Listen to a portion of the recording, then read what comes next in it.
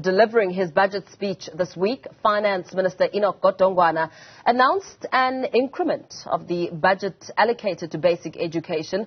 Organizations have raised concerns over the allocation of the budget to early childhood development only being at 2.2% and does not allow for significant progress towards the implementation of adequate education towards children in remedial and intermediate education, and now calls for further investment into the critical role of child development. To expand on this, we're joined by CEO of the Santa Shoebox Project, Deb Zelezniak. A very good morning to you. Thank you so much for your time. Give us your views as Finance Minister Enoch Godongwana made the announcement about how there is a boost in budget for the education sector. But of course, we realize that a lot of that money will be swallowed by salaries in the sector, leaving some aspects of education in the dark. Talk to us about some of your concerns. Absolutely, Mpo. It is enormously concerning. 2% of 68% of the medium-term expenditure framework is simply inefficient. It's not going to adequately address the needs of children in their formative years. We're talking 0 to 6, those attending early childhood development centers in enormously under-resourced areas. These are the children that are going to fall through the cracks without adequate infrastructure, teacher training and nutrition, for which the budget simply has not been allocated. When it comes to a child's development, how crucial is the early childhood development process as we build this young person into the different spheres of education? And that's exactly the point, Mpo. Without adequate early childhood development, ensuring that developmental milestones are reached, that child is unfortunately being set up not to succeed. I hate using the word fail. But without that basis, the rest of their education is simply at a disadvantage. We know, for example, right now, that most children age 9 cannot read for meaning. That is completely unacceptable. We know that nutritional needs are not being met. You cannot teach a hungry child.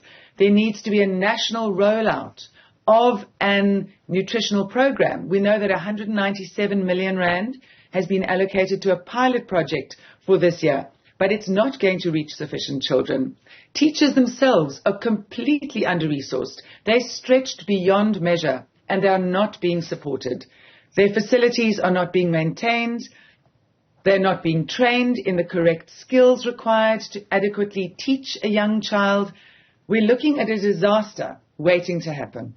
You speak about the school nutrition program. We know that it has it went through several challenges at the start of the year, more so looking at what happened in KZN.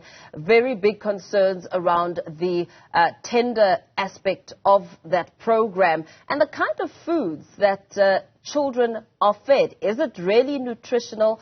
Do they get their basic needs from the menu of that food, irrespective of whether or not it is rolled out sufficiently and, leaving children to starve?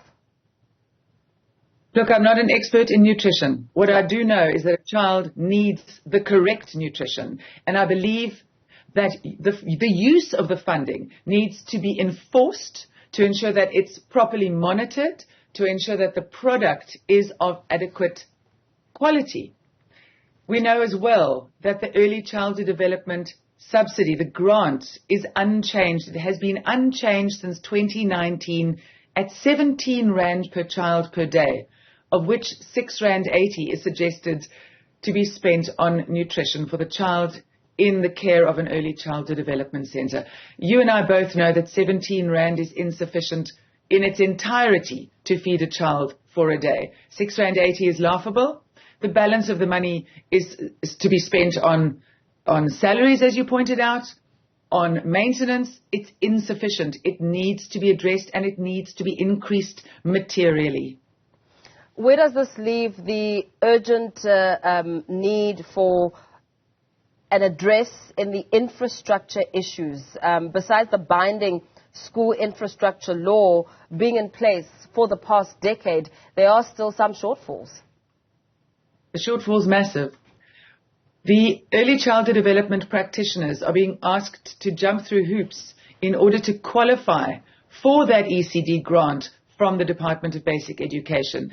The number is extremely low. 60% of early childhood development centers are not registered with the Department of Basic Education, meaning they cannot access that grant, paltry as it is. It speaks to the fact that these are largely women who are simply not able financially to meet the requirements of the Department of Basic Education's, I want to call it a rigmarole for registration. It's unfair. How on earth can an underprivileged woman living in a financially vulnerable situation, teaching a child with passion and deep care and commitment, responsibility even, how can she be asked to jump through those hoops when they are simply unattainable? I believe those measures for registration need to be adapted to the communities they are hoping to serve. What needs to happen? I mean, you touched on this a little bit to ensure that your concerns around ensuring that these funds are directed in the right direction and implemented to benefit those who need it the most. But what kind of tighter and proper oversight measures need to be put in place here so that this money can be spent in those areas so that it can benefit the education sector? I'm going to be a little controversial here. Yeah. And I'm going to say that NPOs should be empowered to become more involved. This cannot be managed on a macro level. This needs to be drilled down into the communities because need is different depending on what area you're working in. So to cast this enormous net and hope for the best is simply inefficient. I believe there are incredible organizations, and those include the ECD fora on the ground in the various areas who know exactly where that money should be spent. They know how to spend it efficiently, how to allocate it with most meaning. And I think this is something that needs to be addressed. It's almost, like I want to say like a spaza shop of needs. We know what is required on the ground, and people sitting, in glass thrones simply don't understand that.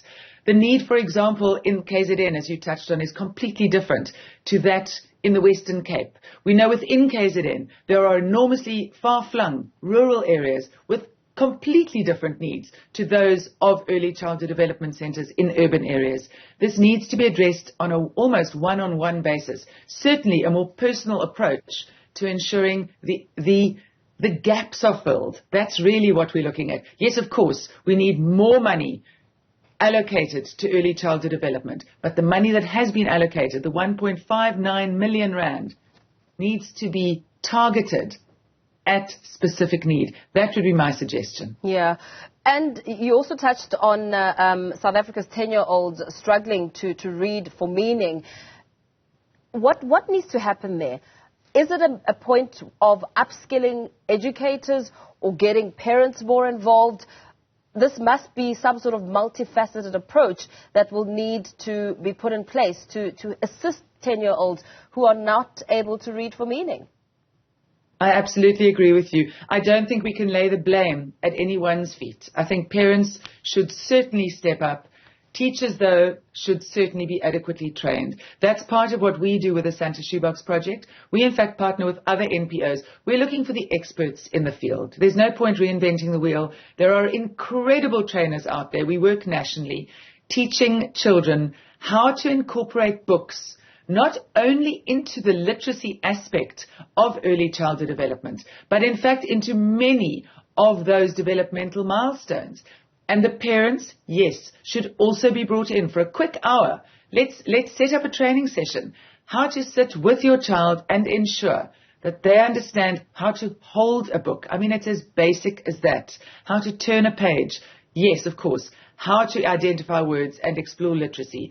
How to use rhythmic meaning in, believe it or not, exploring numeracy. It goes through social and emotional learning. These are all developmental milestones along the path to achieving a solid early childhood education. Very well. Thank you so much for weighing in on this discussion. CEO of the Santa Shoebox Project, Deb Zelezniak, giving us a sense of how the budget fared insofar as education is concerned, early childhood development, and what the minister had to, what sort of intervention was brought forward by the minister, and the loopholes that still remain in the education sector.